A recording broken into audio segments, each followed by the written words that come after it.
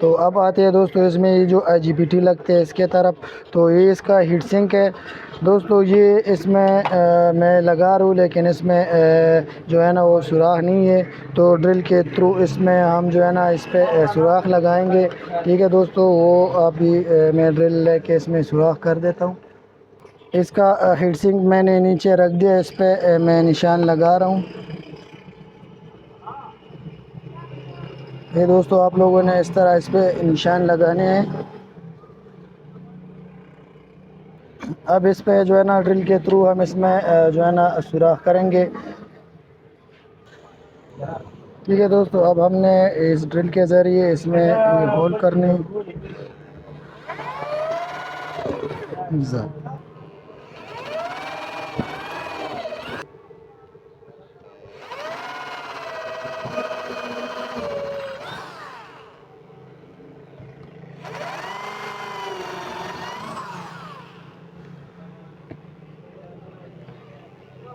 उधर आओ बस। ये जो हीट सिंक है हमने इसको इसमें इस PCB पे इसको हमने टाइट करना है।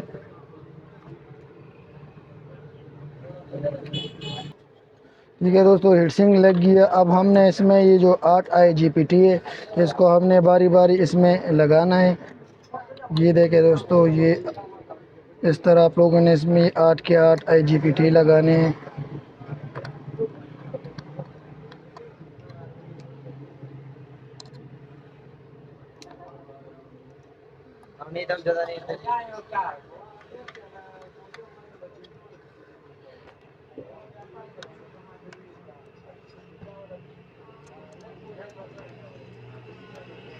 ठीक है मैंने दोस्तों, तो ये 8 के 8 IGBT इसमें लग गए।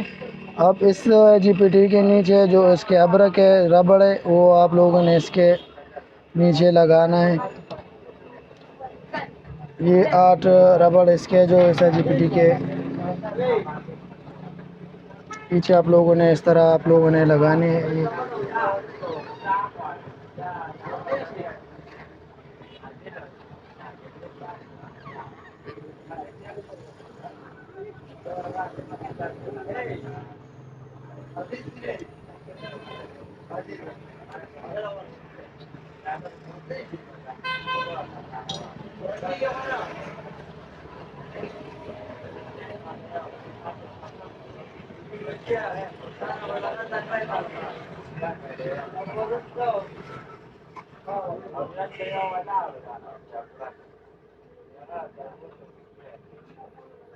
ठीक है दोस्तों, तो इस तरह आप लोगों ने IGBT और इसके रबड़ लगानी है।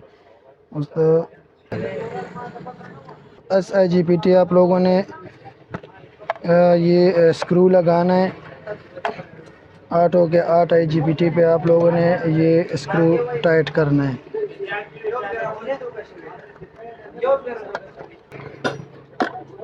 ठीक है जी, देखिए दोस्तों, इस तरह आप लोगों ने इसमें ये IGBT लगानी। अब नीचे से हमने इसको सोल्डरिंग करना है।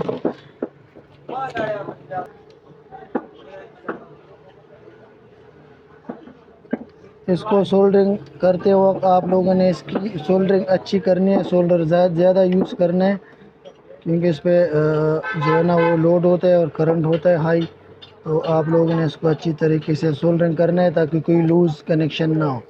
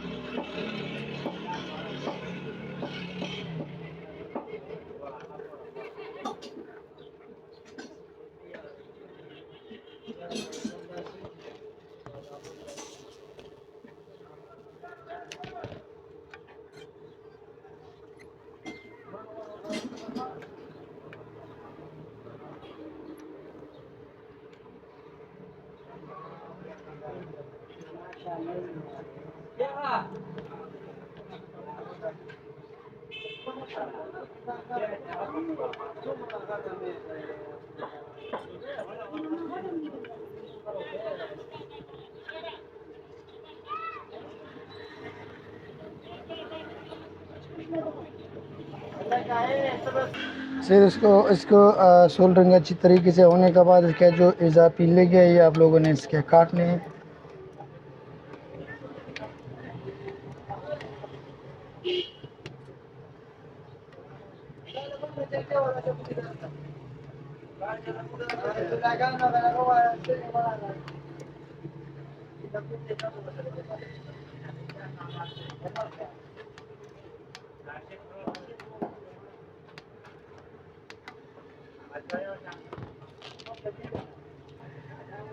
ठीक है दोस्तों, अब आते हैं इसमें मज़ीद कौन से कपड़े कब है लगने, उस तरफ आते हैं। अभी दोस्तों एक कैपेसिटर का निशान ये है, दूसरा ये डायोड का निशान ये। तो एक ये छोटा सा 25 वोल्ट का जो कैपेसिटर है वो आप लोगों ने इस पॉइंट में लगाना है।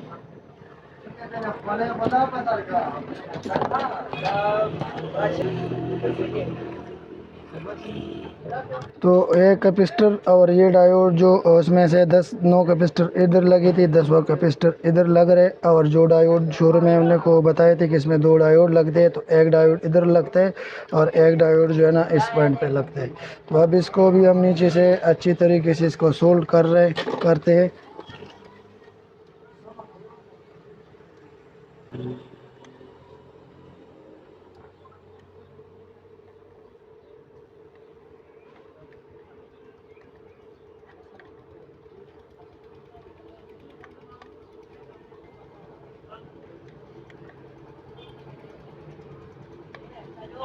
तो ये हमारा डायोड भी लग गया है। ये दोस्तों ये 2 कैपेसिटर इधर लगते हैं, अगर एक भी लगाएंगे तो आप एक भी लगा सकते हैं। इसमें ये 400 वोल्ट का कैपेसिटर लगता है। ये 400 वोल्ट 47 का कैपेसिटर है जो इस जगह पे ये लग जाता है।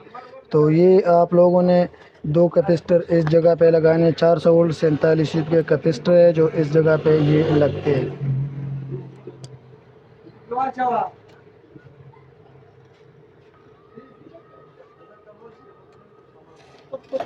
ये 400 वोल्ट 47 के 2 कैपेसिटर है जो आप लोगों ने इस जगह पे ही लगाने। इस पे निशान भी बने हुए प्लस माइनस का, आप लोगों ने प्लस इस साइड पे रखने और माइनस आप लोगों ने कैपेसिटर का उस साइड पे रखने। अब इसको भी नीचे से हमने सोल्डरिंग करना है।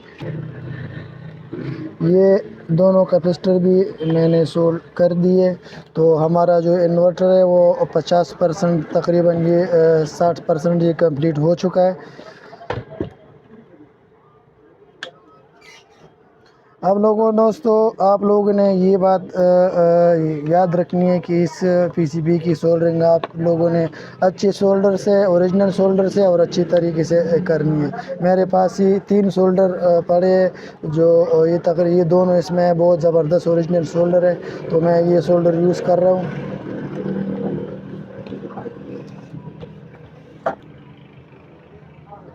अब दोस्तों इसमें ये जो 6 कनेक्टर है, ये इस पॉइंट पे आप लोगों ने इस तरह के 6 कनेक्टर लगाने हैं।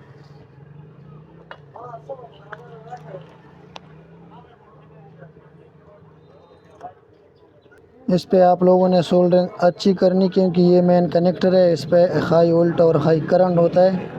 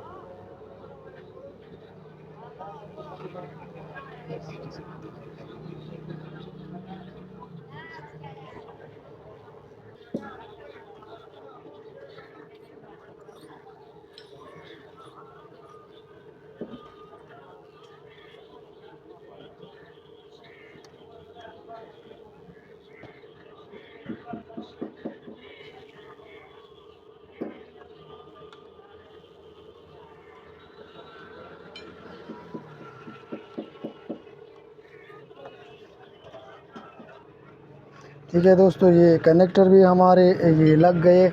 अभी इसमें ये जो 10 यूब का जो कैपेसिटर है, ये इसका जगह भी मैं आप लोगों को दिखा देता हूँ। देखिए दोस्तों, इधर ये जो C56 लिखा हुआ है, आप लोगों ने ये जो 10 यूब का कैपेसिटर है, आप लोगों ने इस पॉइंट पे लगाना है। एक इस पॉइंट पे लगेगा और दूसरा इस पॉइंट पे लगेगा।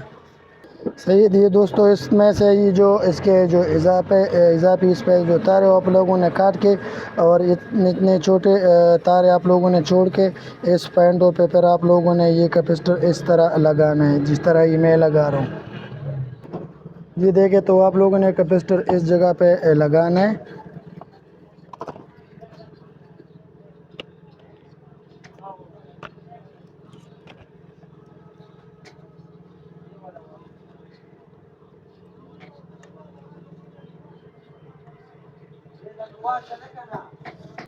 इसके दोनों पॉइंट जो है वो भी मैंने सोल्ड कर दिया। आप लोगों ने इनकी सोल्डरिंग, जिस तरह मैं बार बार बता रहा हूँ, इसकी सोल्डरिंग अच्छी सोल्डर से और मजबूती से आप लोगों ने इसके तमाम कंपोनेंट जो है ना वो सोल्डरिंग करनी है। ड्रिल